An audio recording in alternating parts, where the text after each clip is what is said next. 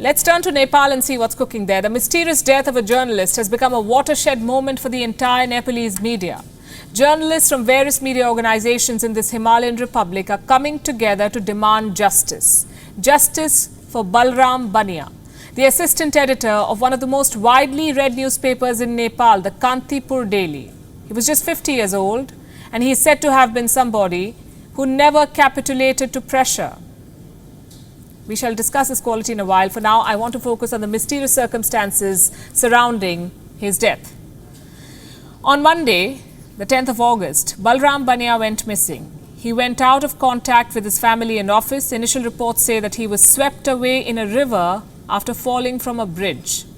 His body was found on Tuesday, but the identity could not be ascertained immediately. His face was badly damaged. It was only yesterday that the local police confirmed that the body they had discovered was of Balram Bania. The news of his sudden demise took the entire media fraternity in Nepal by surprise. Condolences began pouring in from all sides, and they soon gave way to suspicion and questions. Suspicions on the nature of this death and questions on the alleged reasons behind it.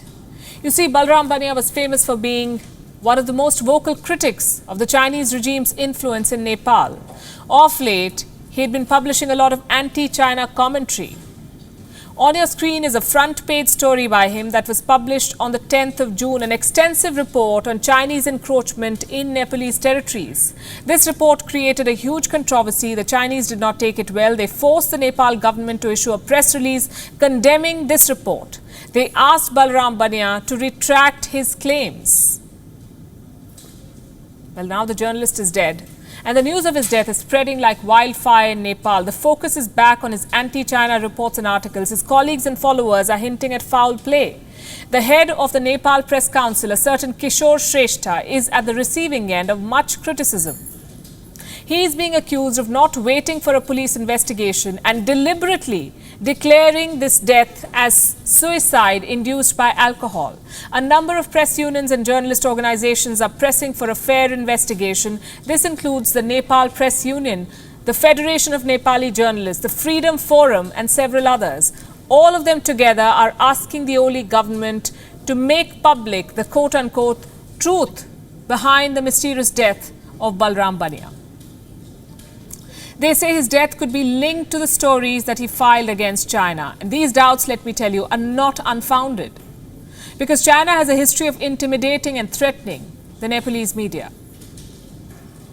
Let me give you the most telling example. In February this year, the Chinese embassy in Kathmandu had gone public with a direct attack against the Kathmandu Post. It criticized the newspaper for allegedly smearing the efforts of the Chinese regime in containing the Wuhan virus. The tone of the sharply worded statement was remarkable. Allow me to quote, "Kathmandu Post, with a picture of malicious intention, has deliberately smeared the efforts of the Chinese government. The chief editor has become a parrot of some anti-China forces. The Chinese embassy reserves the right for further action." This is from an embassy, the right for further action. This is how the Chinese embassy dictates terms to the Nepalese media. And now a journalist has died. There's talk of a Chinese hand behind his death. But given the behavior of the Oli government of late, given its growing closeness to China,